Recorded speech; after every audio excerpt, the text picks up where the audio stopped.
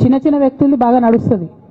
పరిస్థితులు సందర్భాన్ని బట్టి పెద్ద పెద్ద వ్యక్తులు కూడా కొన్ని కఠినమైన నిర్ణయాలు తీసుకోవాల్సి వస్తుంది. కేసీఆర్ గారు ఈ నిర్ణయం ఎందుకు తీసుకున్నారో అని అడిగేంత పెద్దదాన్ని కానీ అంత రాజకీయ అనుభవం కానీ నాకు లేదు. సో వారు తీసుకున్నటువంటి నిర్ణయాన్ని నేను శిరస వహిస్తాను. వారు ఎందుకు తీసుకున్నారో ఈ నిర్ణయం నాకు తెలియదు. కానీ నాకు ఒక సమస్య ఉంది, నేను రాసినటువంటి లెటర్ లీక్ అయిందని చెప్పి 100 రోజులైంది. ఆ సమస్య జరిగి 100 రోజులైంది. ఆ 100 రోజుల కన్నా ముందు కూడా నా మీద వివక్ష కొనసాగిందని ఇవాళ నేను మీకు ఎగ్జాంపుల్స్తో సహా చెప్పే ప్రయత్నం చేశాను. ఆ 100 రోజుల నుంచి జరుగుతున్నటువంటి పరిణామాలను కూడా మీ అందరి ముందు పెట్టిన.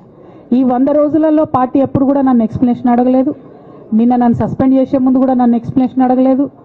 ఇంకా చెప్పిన కదా, విచిత్రమైన విషాదం ఏంటంటే సడన్గా డిసిప్లినరీ కమిటీ పుట్టుకొచ్చింది. సడన్గా ఈయన రవీంద్రరావు అంటే దానిలో సంతకం చేసిండు. ఆయననే సార్ని తిట్టిండు మళ్ళీ మొన్న ఎలక్షన్ ఓడిపోయినప్పుడు.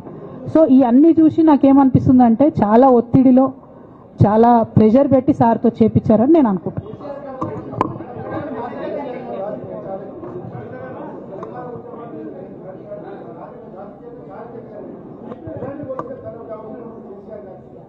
Right. I got your question, ma'am. I got your question.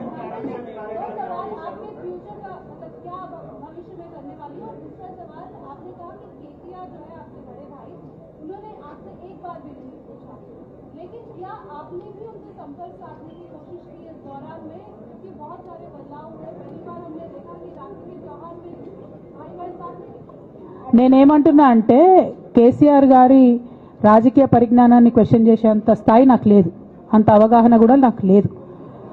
కాకపోతే పెద్ద నాయకులు అనేక సందర్భాల్లో ఒత్తిడికి గురైనటువంటి విషయాలు చరిత్రలో మనం చూసినాం. ఇవాళ అదే జరిగిందని నేను భావిస్తున్నా. 1. 2, నేను ఈ లేఖ అనేటటువంటిది రిలీజ్ అయిన తర్వాత ఎప్పుడు కేసీఆర్ గారికి కొంచెం ఇబ్బంది జరిగినా, అది కాళేశ్వరం కమిషన్కి వారు పిలుపుకొచ్చినా, 2 సార్లు వారు యశోద హాస్పిటల్కి వచ్చినా, నా చిన్న కొడుకు అమెరికాకి తీసుకెళ్లే సందర్భమైనా నేనే వారి దగ్గర పోయినా. నాకేం బేషణం ఉంటుంది, ఆయన మా నాన్న కదా. నేను పోయిన తర్వాత ఈ దుష్ట చతుష్టయం ఏదైతే ఉన్నదో, ఈ 2 గ్యాంగులు ఏవైతే ఉన్నాయో అక్కడ జరగనిది జరిగినట్టుగా మీడియాలలో విచిత్రమైన వార్తలు రాపించారు. ఎంత ఘోరం అంటే, నేను నా కొడుకుని తీసుకపోతే నన్ను గన్మెన్లు రాలేదట. జరుగుతుంది అని ఎక్కడన్నట్ల. ఇటువంటివన్నీ మెయిన్ స్ట్రీమ్ పత్రికలు రాస్తాయి. మరి విచిత్రం నాకు అర్థం కాదు. మెయిన్ స్ట్రీమ్ పత్రికలు అనేటటువంటి ఇట్లాంటి వార్తలు మరి ఆడ ఎవరు లేని కూడా లేరు. ఎవరు చెప్పిరు, ఎందుకు రాపిచ్చిరు? సో నేనేమంటున్నా అంటే, నేను ఎప్పుడు నాన్న దగ్గరికి వెళ్ళడానికి చూసినా కూడా మా మధ్య స్పర్ధ పెంచడానికి అనేకమైన వార్తలు రాపించి అనేకమైన కుట్రలు ఈ గత 103 రోజులుగా కొనసాగుతూనే ఉన్నాయి నా మీద. కానీ అంతకుముందు కూడా జరిగినాయనేదే నేను చెప్తున్నా.